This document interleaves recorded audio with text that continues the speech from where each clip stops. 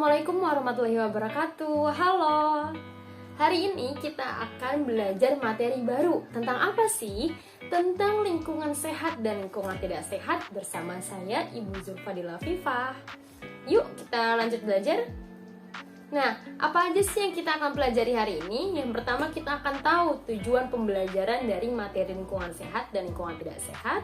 Yang kedua, kita akan tahu capaian pembelajaran. Jadi setelah kalian mempelajari ini, kalian akan tahu ini manfaatnya untuk apa. Dan yang ketiga, Ibu akan menjelaskan terkait materi lingkungan sehat dan lingkungan tidak sehat. Dan yang terakhir, quiz time. Sebelum kita mulai, Ibu mau tanya, gimana sih kabar kalian? Sangat baik apa baik aja?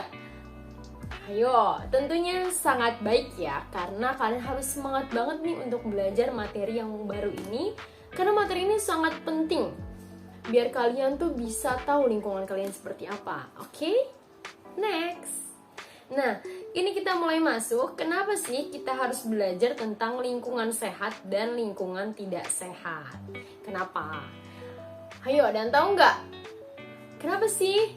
Nah, kenapa kita harus belajar? Karena kita akan tahu nanti perbedaan lingkungan sehat dan lingkungan tidak sehat seperti apa. Kemudian kita akan tahu cara merawat dari lingkungan sehat itu sendiri.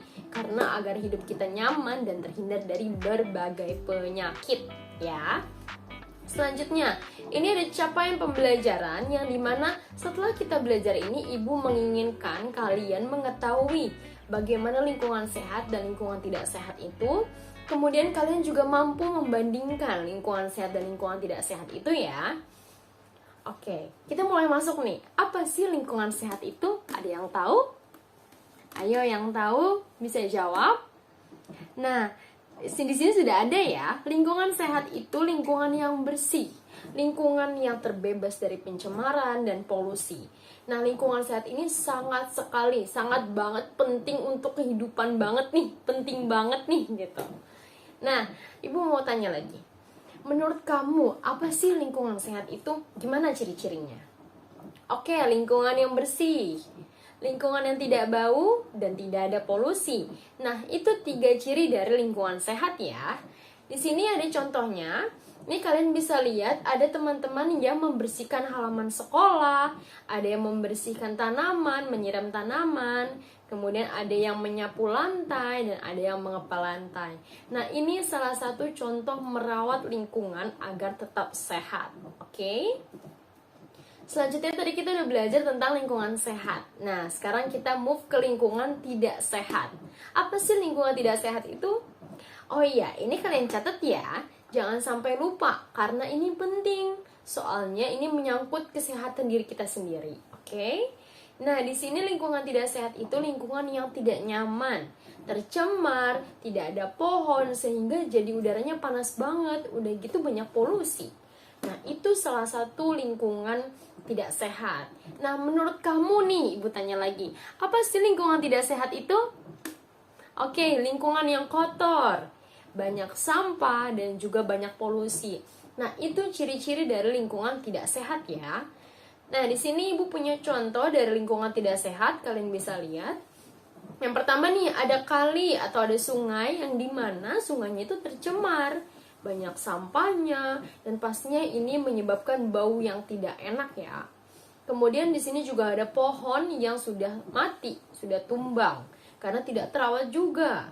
Nah, di sebelahnya ini ada tempat sampah yang terjatuh, namun tidak ada yang membersihkannya sama sekali. Sehingga ini jalannya jadi kotor, kemudian baunya juga akan kemana-mana. Kan bau sampah itu tidak enak ya.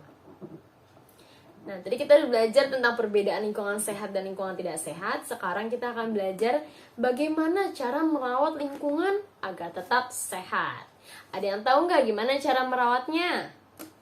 Nah, di sini Ibu punya 3 cara untuk merawat lingkungan agar tetap sehat. Yang pertama, kita harus banget menjaga kebersihan lingkungan. Dengan cara, ini yang paling sering banget nih dikasih tahu untuk membuang sampah pada tempatnya. Oke? Membuang sampah pada tempatnya itu salah satu cara menjaga lingkungan. Kemudian juga melakukan piket secara rutin.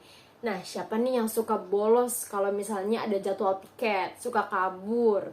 Itu nggak boleh ya, karena itu akan mencemari lingkungan kita sendiri. Lingkungan kita jadi kotor karena tidak ada yang merawatnya. Kemudian yang kedua, kita melakukan reboisasi. Nah, ibu pernah meminta kalian untuk membawa tanaman, atau guru-guru yang lain pernah meminta kalian untuk membawa tanaman.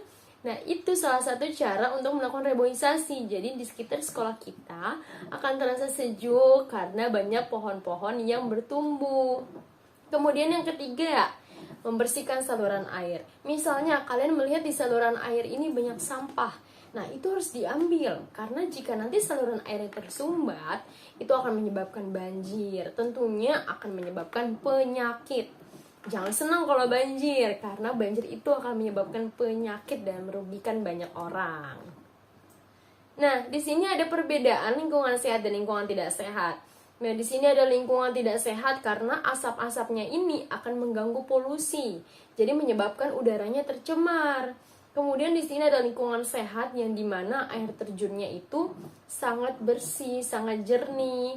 Nah, kenapa sih tadi kita harus menanam pohon? Kenapa kita harus membersihkan lingkungan?